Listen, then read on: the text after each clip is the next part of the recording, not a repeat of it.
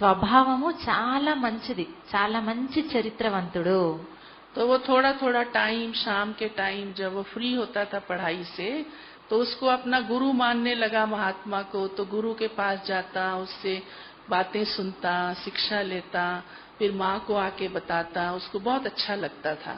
ఇంక ఈ అబ్బాయి చదువుకున్నంత సమయం చదువుకొని సాయంత్రం పూట ఎప్పుడైతే ఖాళీగా ఉండేదో అప్పుడు ఆ సన్యాసి దగ్గరికి వెళ్ళిపోయేవాడు, ఆ మహాత్మా దగ్గరికి.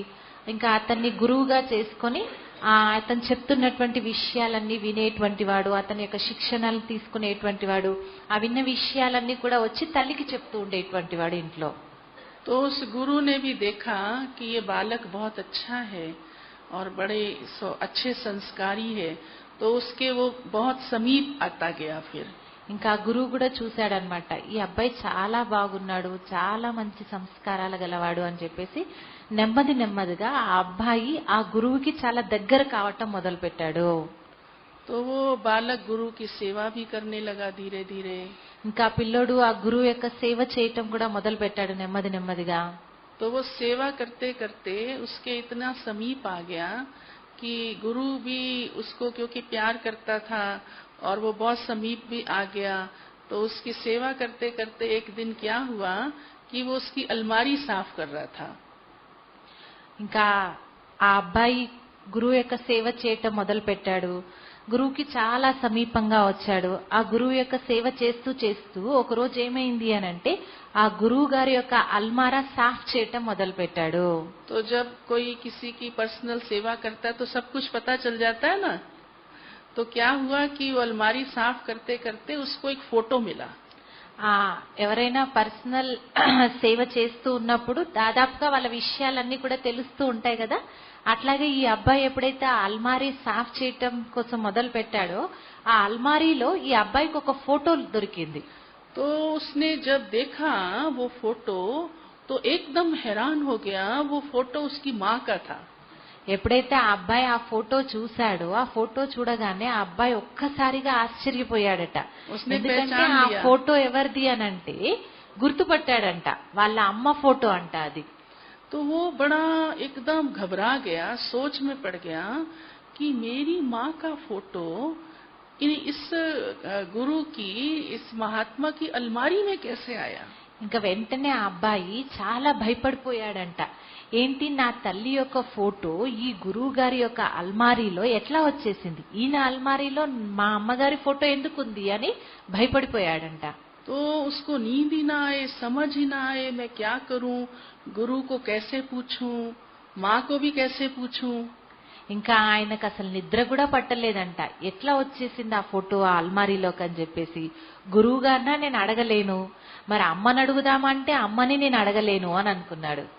ना वो गुरु को कह सकता था कुछ, ना माँ को कह सकता था कुछ. ఎందుకంటే ఆ అబ్బాయి గురువు గారిని ఏమనేటట్టుగా లేదు, అలాగే తల్లిని కూడా ఏమీ అనేటట్టుగా లేదు. आखिर बहुत सोच सोच के बेचारा उसने हिम्मत रखी और गुरु के पास बैठा. ఇంకా లాస్ట్ కి ఆ అబ్బాయి చాలా ఆలోచించి ఆలోచించి ధైర్యం ఉంచుకొని ఇంకా లాస్ట్ కి గురువు గారి దగ్గరికి వెళ్ళి కూర్చున్నాడంట. और बड़े विनम्र भाव से गुरु के पांव छूकर, क्योंकि उसकी गुरु में भी श्रद्धा थी और माँ में भी श्रद्धा थी. చాలా వినమ్రతతో ఇంకా గురువు గారి దగ్గర కూర్చొని గురువు గారి యొక్క కాళ్ళ మీద పడి, ఎందుకంటే గురువు గారి పట్ల కూడా ఆయనకు చాలా గౌరవం ఉండేటువంటిది, తల్లి పట్ల కూడా అంతే గౌరవం ఉండేటువంటిది. तो उसने वो फोटो गुरु जी को दिखाया. ఇంకా అప్పుడు ఆయనే ఆ ఫోటోని గురువు గారికి చూపించాడు. और कहा कि गुरुजी, मैंने आपकी अलमारी में ये फोटो देखा, ये किसका है. అప్పుడు ఇంకా అడిగాడంట, గురువు గారు నేను మీ అల్మారీలో ఈ ఫోటో చూశాను, మరి ఇంతకీ ఈ ఫోటో ఎవరిది అని అడిగాడు. अंदर से तो वो जानता था, ఎందుకంటే లోపటి నుండి అయితే అతనికి తెలుసు ఆ ఫోటో ఎవరిది అన్నది. तो गुरु का क्योंकि उस बालक के प्रति प्यार था तो उसने सच्ची बात सुनाई. ఎందుకంటే గురువు గారికి ఆ అబ్బాయి పట్ల చాలా ప్రేమ ఉండేటువంటిది. ఆ కారణంగా అసలు సత్యమైన విషయం ఏంటిది అన్నది గురువు గారు చెప్పారు. तो उसने बताया कि बहुत साल पहले मेरा परिवार था, मैं गृहस्थी था. ఆయన చెప్పాడు, చాలా ఏళ్ల క్రితము నేను గృహస్థిని, నాకు పరివారం ఉండేటువంటిది. और मेरा एक बच्चा था और मेरी पत्नी थी. నాకు ఒక అబ్బాయి ఉండేటువంటి వాడు, నాకు భార్య కూడా ఉండేది. और मेरा अपनी पत्नी से बड़ा प्यार था. నాకు నా భార్యతో చాలా ప్రేమ ఉండేటువంటిది. लेकिन मेरे को दुनिया से वैराग आया, दुनिया में कुछ नहीं है, तो मैं छोड़ के भाग आया. ఇంకా నాకు ఈ ప్రపంచంతో వైరాగ్యం వచ్చింది, ఈ ప్రపంచంలో ఏమీ లేదనిపించింది. అందుకని నేను ఇల్లు వదిలిపెట్టేసి పరిగెత్తుకొని వచ్చేసాను. ఇంకా क्योंकि मेरा पत्नी से प्यार था, इसलिए मैं फोटो उसका उठा लाया साथ. నాకు నా భార్యతో చాలా ప్రేమ ఉండింది కాబట్టి నేను కేవలం ఆమె ఫోటో పట్టుకొని వచ్చేసాను నా తోడు అన్నాడంట. बाकी सब कुछ छोड़ आया. నేను అన్నిటినీ వదిలిపెట్టేశాను, కానీ ఒక ఫోటో మాత్రం నా తోడు తీసుకొని వచ్చాను. कहा अभी तक भी मेरे को कभी कभी उसकी थोड़ी याद आती है ना, तो मैं ये फोटो देख लेता हूँ, इसलिए अलमारी में रखा है. ఇప్పటికీ కూడా నాకు ఎప్పుడైనా అప్పుడప్పుడు తన యొక్క జ్ఞాపకం వస్తే నేను ఆ ఫోటో చూసుకుంటూ ఉంటాను, అందుకోసమని నేను ఆ ఫోటో అల్మారీలో పెట్టుకున్నాను అని అంటాడు. तो वो बच्चा सारी बात समझ गया. ఇంకా ఆ అబ్బాయి మొత్తం విషయం అంతా అర్థం చేసుకున్నాడు. तो वो उसी समय वापस अपनी माँ के पास गया. ఆయన వెంటనే అదే సమయంలో వాపస్ తిరిగి తన తల్లి దగ్గరికి వెళ్ళాడు.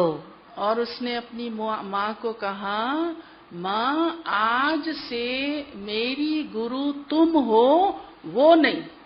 ఇంకా అప్పుడు తల్లితో అన్నాడంట ఆ అబ్బాయి, అమ్మా ఈ రోజు నుంచి నా గురువు నువ్వున్నావు కానీ ఆయన మాత్రం కాదు అని అన్నాడంట. तब उसने सारी बात माँ को सुनाई कि जो तेरा पति है वो कहाँ है. అప్పుడు ఆయన మొత్తం విషయము తల్లికి వినిపించాడంట. ఇంతకీ నీ పతి ఎక్కడున్నాడు అనుకున్నావు అని అంత విషయం చెప్పేశాడు.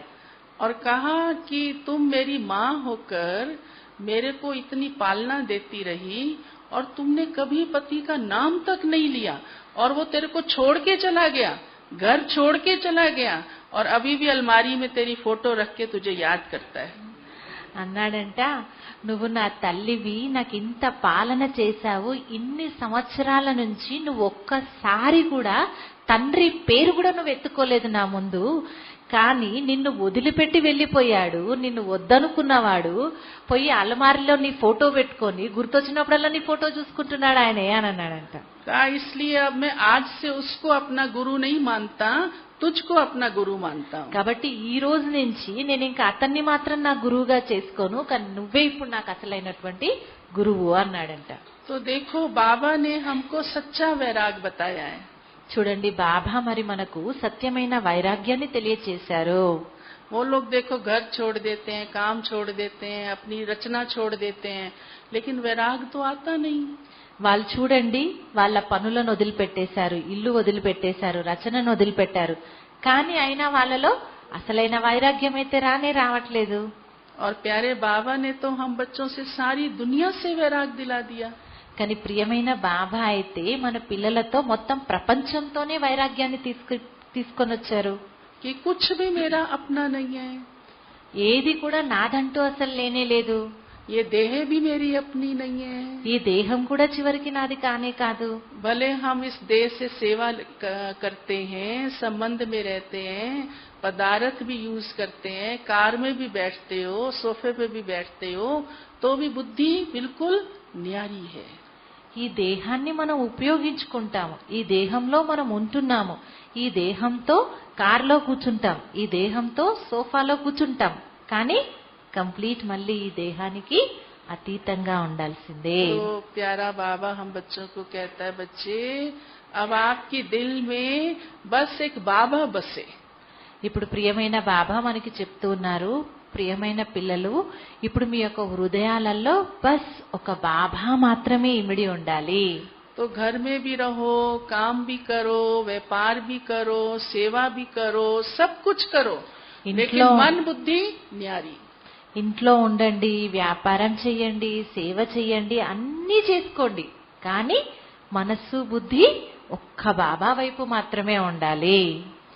देखो ब्रह्मा बाबा ने सबको संभाला, और परिवारों की बच्चियां आई समर्पित हुई, उनको भी संभाला, लेकिन कितना न्यारा रहा.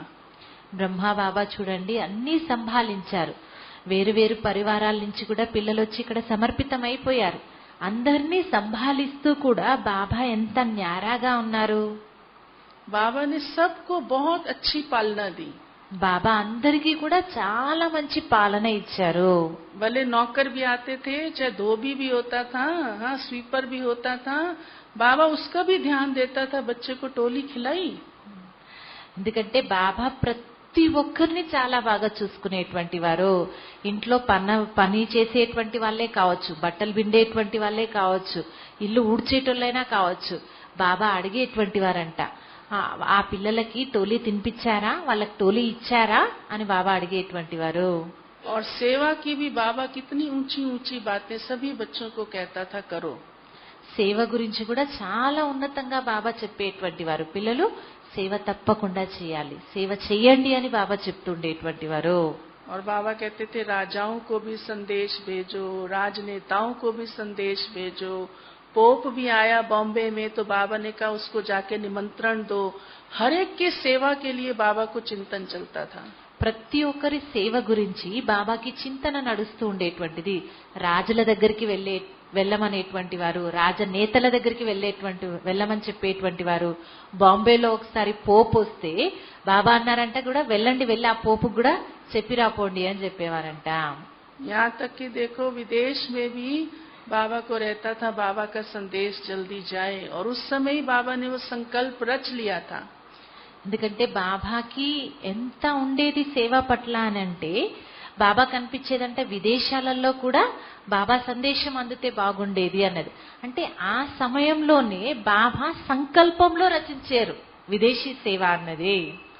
तो बाबा ने देखो बेहद का पिता बनके सबकी पालना की.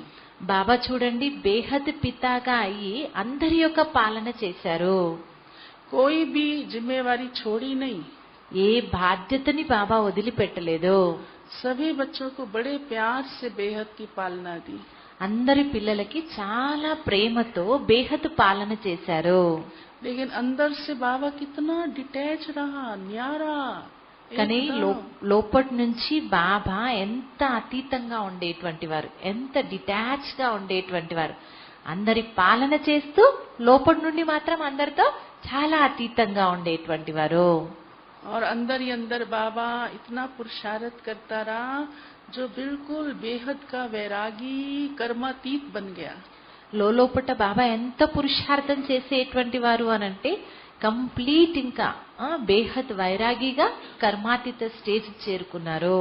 तो ऐसे ही बाबा हम बच्चों से चाहता है कि बच्चे सब कुछ करो, कर्म योगी रहो, लेकिन बुद्धि योग आपका कहीं इस पुरानी दुनिया में फंसे नहीं. అదే విధంగా బాబా కూడా మనందరికీ చెప్పేది ఏంటి అనంటే, పిల్లలు అన్నీ చెయ్యండి, కర్మ యోగిగా ఉండండి, కానీ లోపటి నుండి బుద్ధి మాత్రము ఎటువైపు ఈ పాత ప్రపంచం వైపు వెళ్ళనివ్వకండి. కేవలం ఒక్క బాబా అంతే. तो अपने रूहानी नशे में रहना है. ఇంకా అందరూ కూడా ఆత్మిక నశాలో ఉండాలి. तो जो वैरागी होता है ना, वो अपनी रूहानी मौज में रहता है. ఎవరైతే వైరాగిగా ఉంటారో వాళ్ళు ఎప్పుడు కూడా వారి యొక్క ఆత్మిక మౌజ్ లో ఉంటారు. हमारी दादी जानकी है ना, तो बाबा उनको भी कहता था ये वैरागी है, मस्त फकीर है. దాది జానకీజీ ఉన్నారు కదా, బాబా ఎప్పుడు అంటూ ఉండేటువంటి వాళ్ళంట, అమ్మో తను వైరాగి మస్తు ఫకీర్ ఉన్నారు అనేవాళ్ళంట. लेकिन कितना खुश रहती है, కానీ कितनी शक्तिशाली है. కానీ ఎంత సంతోషంగా ఉంటారు చూడండి దాది, ఎంత శక్తిశాలిగా ఉన్నారు చూడండి, कितनी सेवा करती है. ఎంత సేవ చేస్తున్నారు చూడండి. हर धर्म की आत्मा की, हर जाति की आत्मा की, हर छोटे बड़े की. ప్రతి ధర్మం యొక్క ఆత్మది, ప్రతి జాతి యొక్క ఆత్మది, ప్రతి చిన్న పెద్ద అందరి యొక్క ఆత్మల సేవ చేస్తున్నారు. तो हमें ऐसे अंदर से न्यारा, डिटैच और सब कर्म की जिम्मेवारी निभाते हुए आगे बढ़ना है. అదే విధంగా మనం అందరం కూడా లోపటి నుండి వైరాగిగా అన్నిటికీ అతీతంగా ఉంటూ, కానీ అన్ని బాధ్యతల్ని మనం చేస్తూ మరి ఈ పాత ప్రపంచానికి అతీతంగా ఉండాలి. तो बाबा इसलिए कहता है बच्चे, आपको एक आंख से शांति धाम दिखाई दे और दूसरी आंख से सुख धाम दिखाई दे, ये दुख धाम दिखाई ही न दे. అందుకోసమే బాబా మన పిల్లలకి చెప్తూ ఉంటారు కదా, పిల్లలు మీకు ఎప్పుడూ కూడా ఒక కంటి నుండి శాంతిధామం కనిపించాలి, ఇంకో కంటి నుంచి సుఖధామం కనిపించాలి, అసలు ఈ దుఃఖధామమే కనిపించకూడదు అని అంటారు. तो सदा खुशी रहेगी, అప్పుడు ఎల్లప్పుడూ సంతోషంగా ఉండగలుగుతారు, ఇంకా उस रूहानी मौज में रहेंगे. ఇంకా ఆత్మిక మౌజ్ లో ఉండగలుగుతారు. तो हम ऐसे बाबा के बेहद के वैरागी रूहानी खुशियों में रहने वाले हैं. మరి ఇలా మనం బేహద్ వైరాగిలము, ఆత్మిక సంతోషంలో ఉండగలుగుతాము. कभी दुख की फीलिंग भी ना आए, ఎప్పుడు దుఃఖం యొక్క ఫీలింగ్ కూడా రాదు, ఇంకా उदास भी नहीं होना है. ఎప్పుడు ఉదాసనీయంగా కూడా ఉండము. ऐसे नहीं मैं वैरागी हूँ ना, मेरे को किसी बात से क्या लेना, ऐसे नहीं. ఇట్లా కాదు కదా, అయ్యో నేను వైరాగిని కదా, ఏ విషయం ఎట్లయితే ఉంది, నాకు దేని అవసరం ఉంది, ఏమొద్దు నాకు అని అట్లా కూడా ఉండరు. अभी अभी आइसक्रीम खा के बैठे थे ना आप सब, ఇప్పుడిప్పుడే మీరు అందరు ఐస్ క్రీమ్ తిని కూర్చున్నారు కదా. अच्छा किया ना. हाँ? लेकिन तो मना मिले तो भी अच्छा, ना मिले तो और अच्छा. ఇప్పుడు అందరు ఐస్ క్రీమ్ తిన్నారు కదా, ఐస్ క్రీమ్ దొరికితే మంచిదే, దొరకకపోతే ఇంకా మంచిది కదా అని అంటున్నారు. तो कोई आपको मान दे तो अच्छा, नहीं दे और अच्छा. అదే విధంగా ఎవరైనా మీకు గౌరవం ఇస్తే మంచిది, గౌరవం ఇవ్వలేదనుకోండి ఇంకా మంచిదే కదా అని అంటున్నారు. कोई आपको पूछे बहुत अच्छा, नहीं पूछे और अच्छा. ఎవరైనా మిమ్మల్ని అడిగారనుకోండి మంచిది, అడగలేదనుకోండి ఇంకా మంచిదే కదా అని అంటున్నారు. तो जो बेहद का वैरागी होता है ना, उसके ऊपर कोई बात का असर नहीं होता. ఎవరైతే బేహద్ వైరాగిగా ఉంటారో అలాంటి వారి పట్ల దేని గురించి కూడా వారి పైన ఎలాంటి ప్రభావం పడదు ఇంకా. तो ये निशानी है. हाँ, इससे अपने आप को चेक कर लेना, मैं మరి ఇవి वैरागी గుర్తులు हूँ. ఉన్నాయి, దీంతో మీరు స్వయాన్ని చెక్ చేసుకోండి, మరి నేను వైరాగిని ఉన్నానా అన్నది. ये समझ लेना. कई बार धोखा हो जाता है, समझते हैं मैं तो वैरागी हूँ, फिर अगर कोई बातों का असर होता है माना तो अभी पूरा वैरागी नहीं हूँ. ఇంకా మీరు అర్థం చేసుకోండి, అనుకోవడమేమో నేను వైరాగిని అని అంటారు, కానీ ఏదైనా విషయాల యొక్క ప్రభావం పడింది అనుకోండి, మరి అప్పుడు వైరాగి ఎక్కడి నుంచి అయ్యారు. भले खाओ पियो मौज करो, बाबा को याद करो, लेकिन अंदर से बिल्कुल न्यारे रहो. అన్నీ చెయ్యండి, తినండి, తాగండి, మౌజ్ లో ఉండండి, అన్ని రకాలుగా చూసుకోండి, కానీ లోపటి నుండి మాత్రం వైరాగిగా ఉండిపోండి. तो रूहानी मौज में रहो. ఆత్మిక మౌజ్ లో ఉండండి. तो जितना हम रूहानी मौज में होते हैं ना, तो बाहर की बातें असर नहीं करती. ఎంతైతే మనం ఆత్మిక మౌజ్ లో ఉంటామో అప్పుడు బాహ్యం యొక్క విషయాలు ఏవి కూడా మన పైన ప్రభావం చూపించవు. ठीक है. तो ऐसे हमें अभी ही संगम पर समय भी बहुत थोड़ा है और घर चलने की तैयारी भी करनी है. तो जल्दी जल्दी अपने को अंदर से भरपूर करते जाओ, तो वैराग है ही है. ओम शांति. మరి ఇప్పుడు సమయం కూడా చాలా తక్కువ ఉంది, మరి ఇప్పుడు ఇది సంగమ సమయం ఉంది కాబట్టి లోపట అన్ని నింపుకుంటుండండి, పూర్తిగా అంతా నిండిపోయింది అని అంటే ఆటోమేటిక్ గా వైరాగిగా అయిపోతారు. మరి ఇంకా వైరాగిలైనట్టే కదా. అచ్చా, ఓం శాంతి. ठीक है. हाँ ठीक है. ఓకే, मुश्किल तो नहीं ना. కష్టమేం కాదు కదా మరి వైరాగిగా కావటము. तो ये सब पास है. हाँ? మరి మీరు అందరూ పాస్ అయిపోయారు అంటున్నారు हाँ, అక్కయ్య. ताली बजाओ. बहुत अच्छा, थैंक यू. అచ్చా, ఇప్పుడు మనం అందరం కూడా ఒకసారి మన వైపు నుండి పుష్పా దీదీకి ఒక చెయ్యి ఊపుతూ థ్యాంక్స్ తెలియచేద్దాం. आपको भी बहुत बहुत बहुत धन्यवाद दीदी. अच्छा, ओम शांति.